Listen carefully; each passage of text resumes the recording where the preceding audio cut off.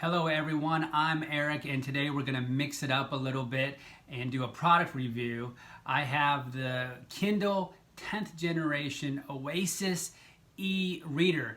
This is the Cadillac of e-readers. This is the Mercedes. This is the Lexus. This is Kindle's best reader. They have several options, but the key question is all this coolness and stuff that you get with this version, is it worth the hefty price tag of $250? So stay tuned. I'm going to go through the features, compare it to my other Kindles, and we'll answer that question. Keep watching. All right, the first thing that you'll notice is that this Kindle is shaped differently than any of the other Kindles. For one, you notice that there's this huge bezel because that gives you a handle so you can hang on to it. You would be hanging on to it like this with one hand. So it gives you the ability to hold it with one hand, and that's a huge plus. The second thing you'll notice is that the screen is actually bigger. This is a 7-inch e-ink screen compared to the 6-inch screen on the other Kindle. So you have more real estate to read on, and that's a huge benefit. The other thing that you'll notice is that there are buttons. So when you're holding it with one hand, you can easily page up and you can page down, and I'll show you how that works more in a minute. But all in all, this is lighter, this feels better with this grip. It's a really nice Kindle, and you can tell that this is Amazon's magnum opus of Kindles.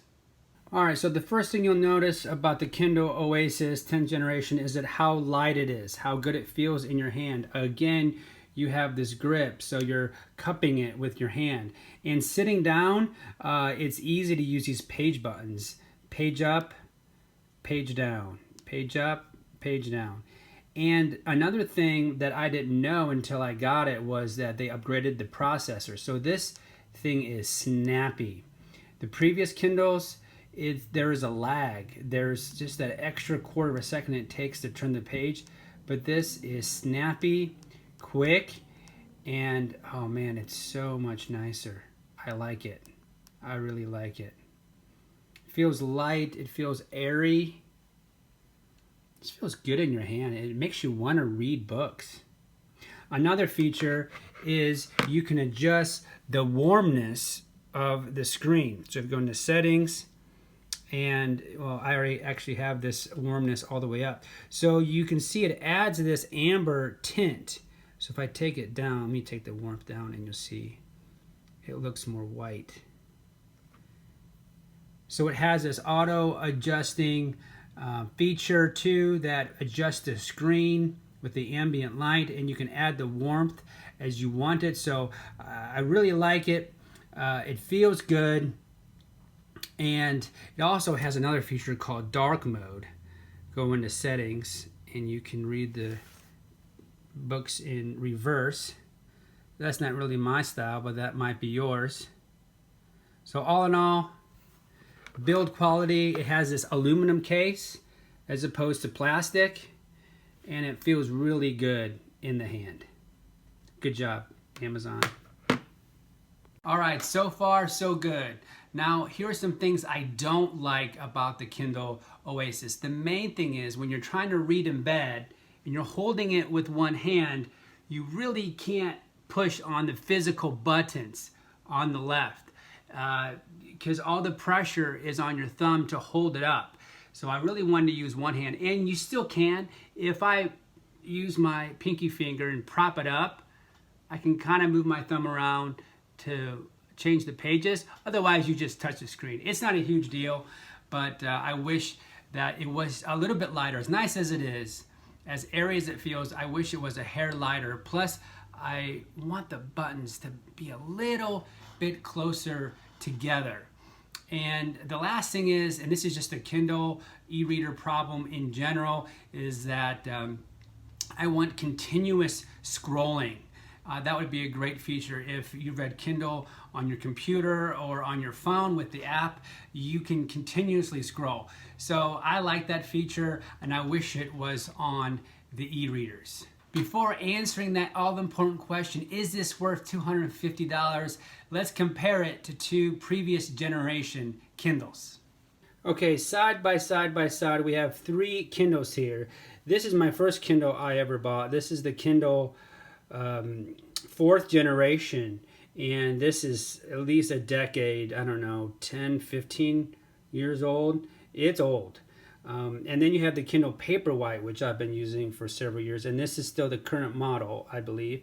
And then you have the Kindle Oasis 10th generation.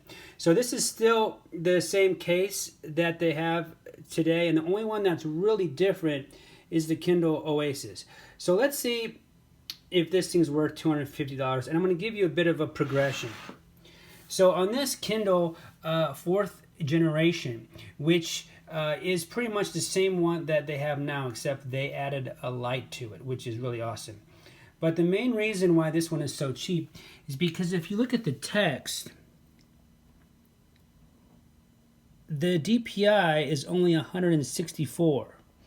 So the text is not the most crisp. And if you read a lot, you want crisp text. The whole reason why you're reading is because you want to see the words. And this just doesn't do it for me. But like I said, they just added the light on this. So this has got 4 LED lights. The Kindle Paperwhite has 5. But this one, my version doesn't have any lights. But the new version does, and it's only $60. So if you don't really care about the text being super sharp and you just want to try an e-reader out, for $60, this updated one is definitely worth it. Now, for the Kindle Paperwhite, huge upgrade because, for one thing, you have the 300 DPI text. So look at how crisp that text is. That's amazing. So this one right now is 130.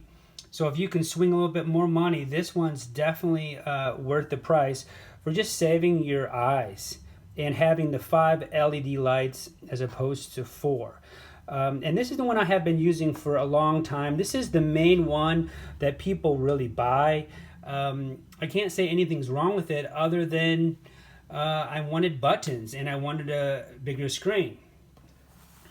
So step in now, the Kindle Oasis 10th generation. Still the crystal clear text, but you get a bigger screen, 7 inches as opposed to the 6-inch, and you get these nice buttons here. And it just feels better. The case is aluminum as opposed to plastic, and it feels good in your hand.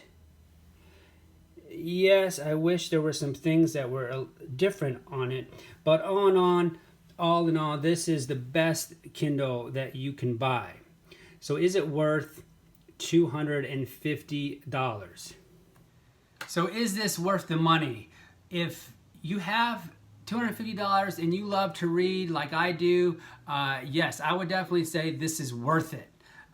You know, if you think about how many hours you spend reading, just like buying a good pair of tennis shoes, why would you go cheap on your tennis shoes? You're wearing them every day. So you don't want to go cheap on a Kindle. But this is a bit, again, of a luxury item. You don't need it. So I got this on sale on Amazon Prime Day for $175. Now, Prime Day is gone, but Black Friday is coming up soon, so they might have it again for $175. Or you can find them sometimes online used or open box. So it's definitely worth $175, which is what I paid for it, which is only $45 more than the Kindle Paperwhite. $250, it's a bit of a stretch, but if you've been reading a while and want the best Kindle e-reader, I'd give it a go. I hope that helps. Let me know if you have questions, you have comments, and I will answer them below. I will put links to these 2 latest Kindles in the comments. Thanks for watching.